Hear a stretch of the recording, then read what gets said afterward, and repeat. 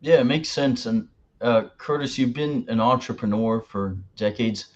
What advice would you give to entrepreneurs starting something new? I know you mentioned earlier um, finding your replacement and then having them find their replacement. Yes, sir. What other advice have you found helpful in building a business system? I would say this very, very importantly. And so many friends of mine who worked in companies quit to form their own company and start off, and then they fell on their face. And I said, well, let me ask you a question.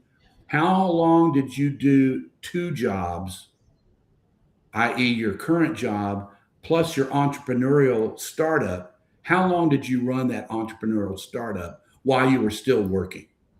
In other words, it's the old adage, don't quit a job until you have a job. Don't quit until you have another source of income established. Same thing with entrepreneurs.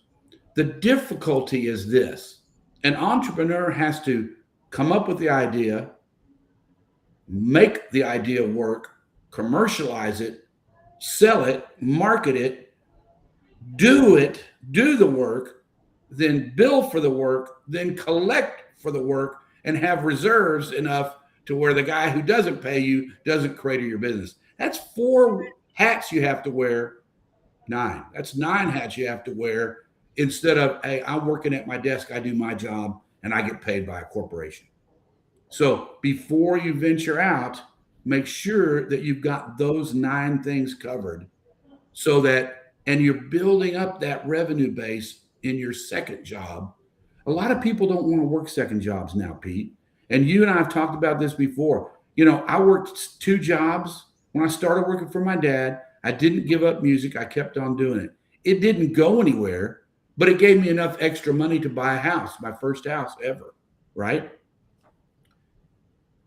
Working two jobs doesn't kill you when you're young. You can do it. I mean, I started Bloodhound at age 69, you know, crazy man.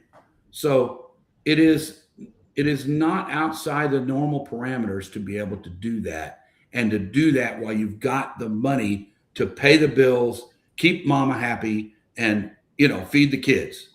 So you've got to be able to do that while you're expanding this entrepreneurial side to the point where once it makes more money than you're getting on your paycheck, then you can check out because you've taken those nine things and you successfully knocked them out. And now all you have to do is sell it, do it, collect from it. That's it. And the last thing I'll tell new entrepreneurs is, and I've done this, my dad explained this to me, and I've done it ever since. I have a line of credit for IMS Worldwide at a bank. I only use about a third of it. I have an internal line of credit called a reserve account that I've set up for my company that can span me not having any revenue in my company for over 3 months, zero revenue. Now, you never get that situation, but in a recession, times are tough. I may have $250,000 in bills and only 200,000 coming in. Well, I've got 50,000 in reserve. I've got that for 6 months. That you've got to build up a reserve account that you don't touch. You don't take that profit. You leave it in there for the hard times because Pete, everything's on a cycle, right? We have the up cycle, we've got the down cycle. And we've gone through enough. You in your 20 years, 30 plus years, you've gone through that, haven't you, Pete? You've seen it. You've seen recessions and and bull markets. So don't think it's going to be over just because the stock market keeps on going like this. It always has a retraction, and it always will have a retraction. You just don't want it to be more than 20%, right? Then you're in a recession, a depression. So yeah, 2008, 2009, we saw it big time. I mean, that's just the most recent, right? And that was very painful for a lot of people. If you have the reserves, you can weather that storm. Absolutely. And what's a piece of business advice that you learned the hard way that you'd be willing to share? Oh, Pete, I think, you know, there's a term, you don't get out too far over your skis, because that, you know, you can do that. Um, you know, I've been out too far over my skis in my life, and it's a painful,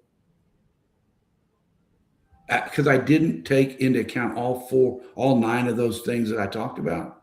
I didn't do enough research to make sure that all those things were right.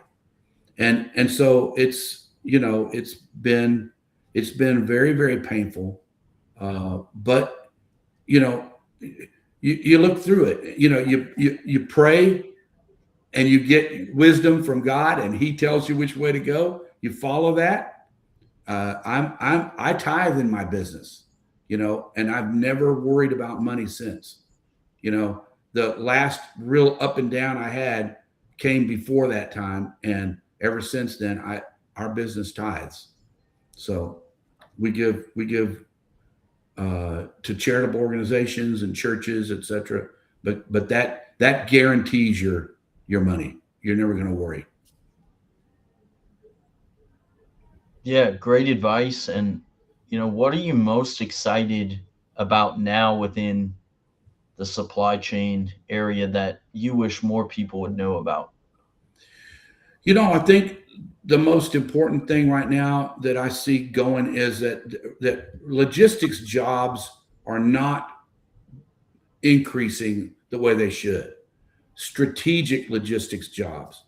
And I think that we're at a point, we're at an inflection point coming up where all the things I talked about that are going to be black swan events coming up, you know, the Panama Canal going to shrink in volume, and we're going to have this tariff issue is going to get solved, and it's going to get, it's a new reset, not 2.5% average rate, but 20% average rate.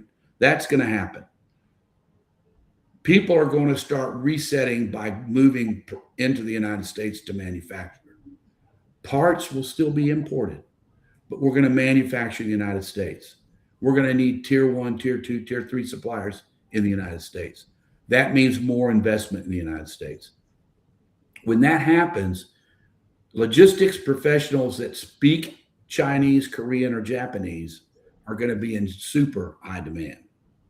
Super high demand. And I think that as a strategic review of the supply chain will now come back into force, where it's right now, it's been very tough for supply chain professionals to land new jobs right out of college. And I think that's going to reverse in the next 24 months.